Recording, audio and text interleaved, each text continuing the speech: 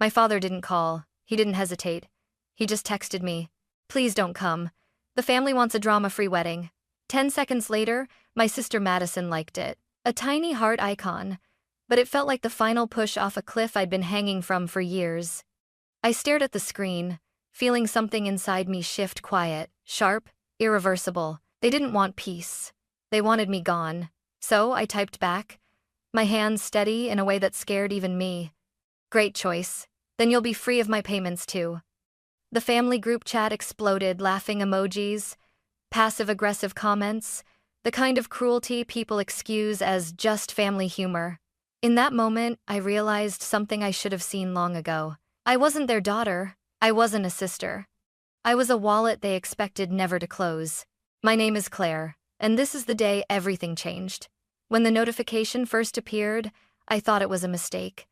My father, Richard, wasn't the type to send long texts, but he wasn't the type to send that either. Not to me. Not after everything I'd done to keep my family afloat. I reread the message. Please don't come. The family wants a drama-free wedding. Drama-free. As if my mere presence was chaos. I sat at my kitchen table, surrounded by color-coded spreadsheets, payment confirmations, and vendor contracts, every one of them signed by me.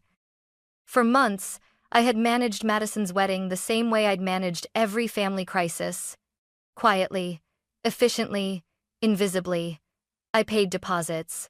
I negotiated dates. I solved problems no one even thanked me for solving. And yet, I was the disruption? Madison's like on Dad's message felt like a stamp of approval. She might as well have written, "Finally, we don't need her anymore." For a moment, I fought the familiar instinct to apologize, to make myself smaller, to smooth everything over like I always did. But something inside me stopped hard. I looked at all the invoices with my name on them. My money, my time, my labor, and suddenly, their rejection didn't feel like a wound. It felt like permission. Permission to stop carrying them. Permission to finally ask, if they truly didn't want me there, why was I paying for everything at all? That was the moment the balance shifted. Not in their favor, but in mine. Growing up, I was never the favorite. Not the dazzling one like Madison, not the charming one like my cousins, not the one adults bragged about at dinner parties. I was the reliable daughter, the one who remembered deadlines, made spreadsheets for vacations, organized family emergencies, and paid bills without being asked. My father used to say it like a compliment. Claire can handle it. She always does. But a compliment becomes a cage when it's the only thing people see. By the time I was 25, my role in the family had quietly solidified into 3 words. Claire will pay. I paid for Madison's textbooks because she forgot to order them. Her car repairs because she couldn't afford the tow. Her broken lease because it wasn't her fault the landlord was unfair. I even covered the engagement ring insurance fee, a detail not even her fiancé, Blake, remembered existed. And my dad? He never questioned it.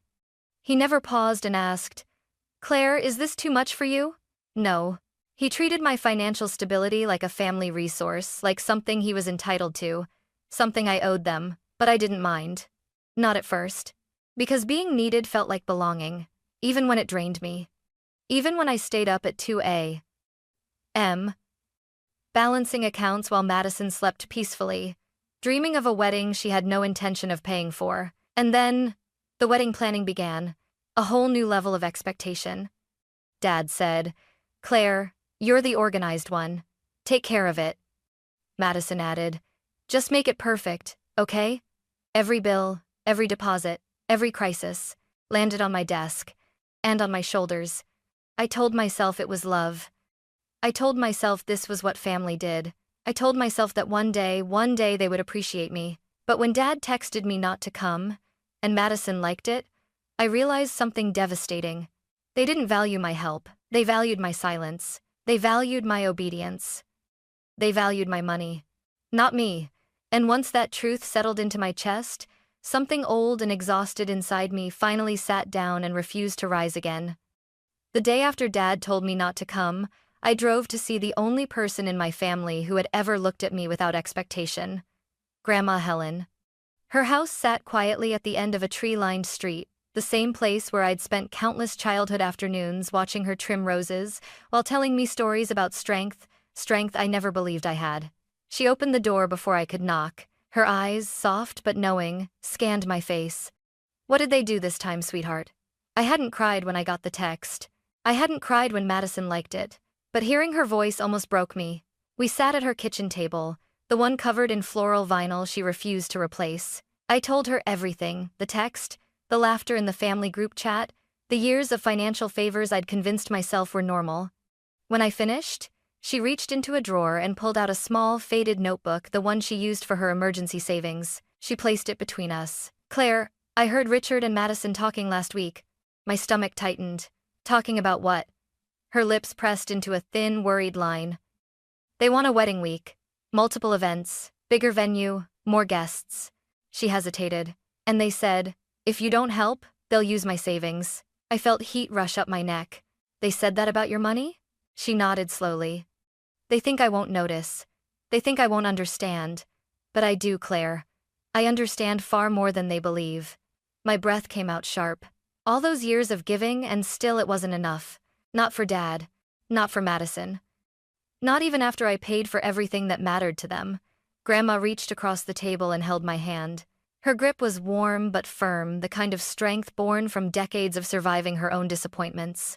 Sweetheart, she said softly. You cannot keep carrying people who refuse to walk on their own. I stared at her, stunned. She had never spoken about Dad or Madison with anything but gentleness. But today, her voice carried truth, not softness. She continued. You've been giving them your time, your money, your energy. And all they give back is a quiet expectation that you'll keep doing it. That isn't love. That's entitlement. Her words hit with quiet precision. For the first time, I let myself imagine a version of my life where I didn't fix everything, where I didn't pay every bill, where I wasn't the family's safety net, just a woman with her own boundaries, her own needs, her own worth. Grandma squeezed my hand. I will stand with you, Claire, whatever comes next. And in that moment, I felt something shift, something small but powerful. A seed of resolve, planted by someone who saw me clearly. I didn't know it yet, but Grandma's warning would become the spark that ignited everything that followed. Driving home from Grandma's house, her words kept circling in my mind like a storm I couldn't outrun. You cannot keep carrying people who refuse to walk on their own. For years, I thought endurance was love. I thought providing meant I belonged. I thought sacrifice would eventually be appreciated. But now, all I saw was a pattern, and I was the only one paying for it. When I stepped into my apartment, the evening sun hit the scattered wedding documents on my table. Contracts, invoices, email threads, all bearing my name, my money, my signature, my liability. And suddenly, the fear I'd always felt when imagining displeasing my family dissolved. In its place was something sharper, clearer. Resolve. I sat down, opened my laptop, and started reviewing every contract Madison's wedding depended on. Catering, venue, lighting, rentals, coordination services, all authorized under me, not my father, not Madison.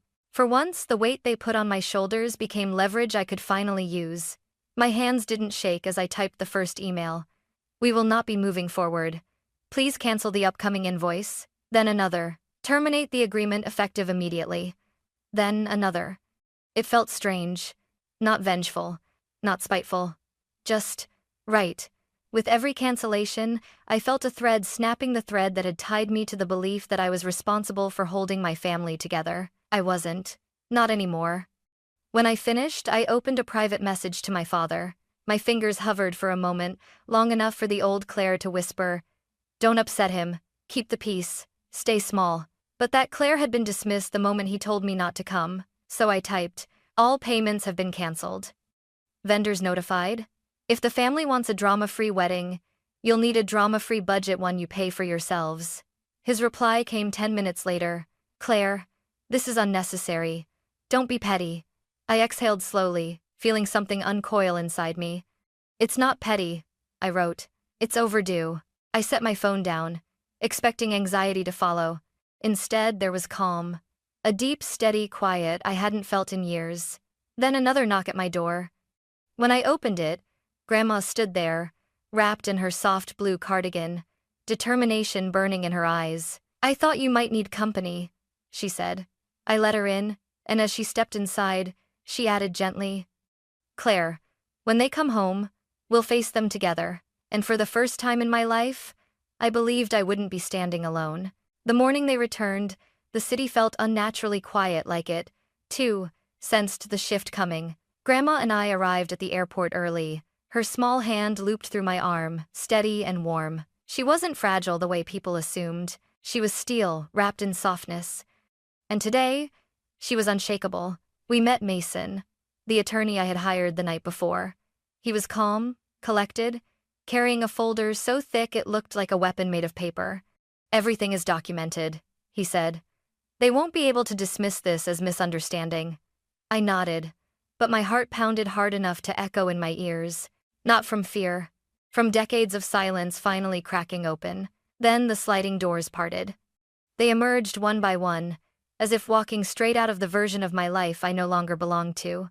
Madison appeared first, hair perfect, suitcase oversized, laughing at something her fiancé, Blake, whispered. She looked annoyingly radiant, like the universe didn't dare dim a spotlight for her. Then came Dad. Richard scanned the crowd, oblivious to the storm waiting for him. He adjusted his jacket like a man preparing to receive praise, not consequences. When he spotted us, confusion crossed his face quickly, replaced by irritation. "Claire?" he snapped as they approached. "You didn't need to pick us up. We already arranged a ride." "We're not here to pick you up," I said. Madison rolled her eyes dramatically. "Oh God. Are you seriously still mad about the text? Claire, don't make this a thing." Before I could respond, Mason stepped forward, voice firm but polite. "Good morning. My name is Mason Hill, legal representative for Claire and Mrs. Helen. There are matters requiring your immediate attention." Dad stiffened. "A lawyer? For what?" Mason handed him an envelope. "For the financial misuse of Claire's funds," he said evenly, "and the attempted exploitation of Mrs. Helen's emergency savings." Madison scoffed. "This is insane. Claire, tell him to stop." I met her glare with a calm I didn't know I was capable of. "No, I won't." Dad flipped through the papers quickly, screenshots, payment summaries, contracts with my signature and my bank statements. The truth laid bare in black and white. "This could have been handled privately," he muttered, jaw tightening. I lifted my chin. "You made it private when you told me not to come. You made it legal when you tried to take Grandma's money." Blake took a step away from Madison, as if he'd just realized he was on the wrong side of history. A small crowd began forming behind us, travelers slowing their pace, sensing the tension. Dad noticed them, and his face reddened. He hated public scenes. "Let's not do this here," he hissed. Grandma stepped forward, voice trembling with strength. "No, Richard, we will do this here. They need to hear what you've done to Claire and what you tried to do to me." Madison's expression faltered. She wasn't used to Grandma choosing me, and for the first time in my life I saw something flicker in her eyes. Not guilt, not remorse, fear. The kind that comes when entitlement finally meets consequences. This confrontation was only just beginning. And none of them were ready for what came next. Dad's fingers tightened around the documents, his eyes scanning line after line as the color drained from his face. For years he'd dismissed my concerns, minimized my exhaustion, waved away my boundaries. But he couldn't wave this away. Not when the proof was literally shaking in his hands. Madison snatched her own envelope from Mason and tore it open. "What is this supposed to be?" she demanded, her voice too loud, already cracking. Mason answered calmly.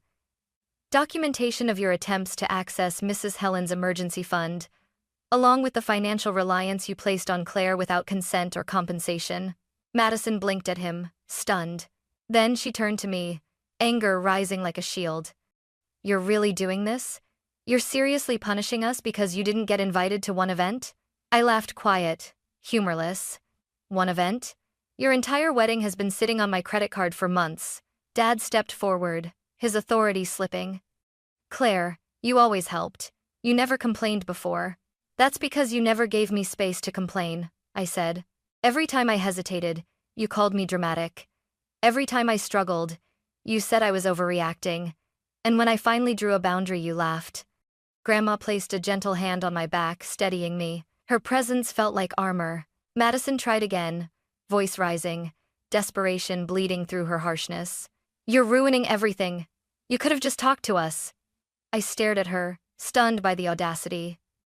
Talk to you? You literally liked the message telling me not to come. You thought excluding me was funny. 8. Comes of Easter inces. 8. Blake shifted nervously, inching further away from her. And, I continued, you expected me to keep paying for the wedding while staying home so I wouldn't cause drama. Madison's mouth opened, then closed. For once, she had no rehearsed excuse. Mason stepped in, tone crisp. You must respond to these legal notices within the required time frame. Until then, you are prohibited from accessing Mrs. Helen's accounts or relying on Claire's funds. Dad snapped the folder shut.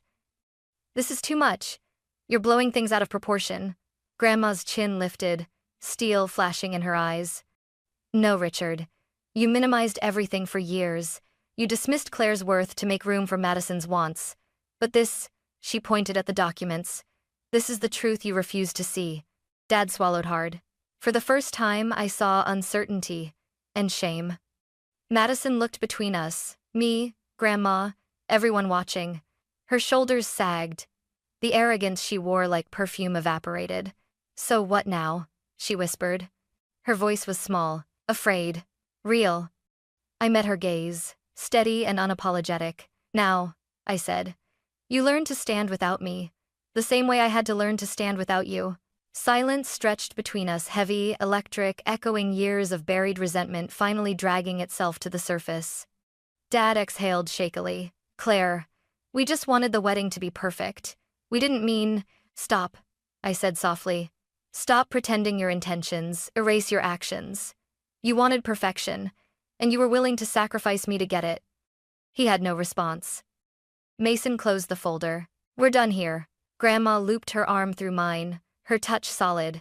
Her warmth anchored me as the final break clicked into place. Clean, undeniable, irreversible. As we turned to leave, Madison called after me. Claire, please, what are we supposed to do now? I didn't turn around. Figure it out, I said. The same way you expected me to. And with that, I walked away. Not in anger, but in freedom. In the days that followed the airport confrontation, the silence from my family was louder than any argument we had ever had. No angry calls from Dad. No passive-aggressive texts from Madison. Not even the usual late night, "Can you help with this?" messages. Nothing. It was the first time in my adult life they didn't reach for me, and the first time I realized how much of my identity I had built around being reachable. But the world didn't fall apart without them. Actually, it steadied. Emails from vendors trickled in one by one. Cancellations confirmed. Invoices terminated. No further charges. With each notification, another weight slid off my shoulders.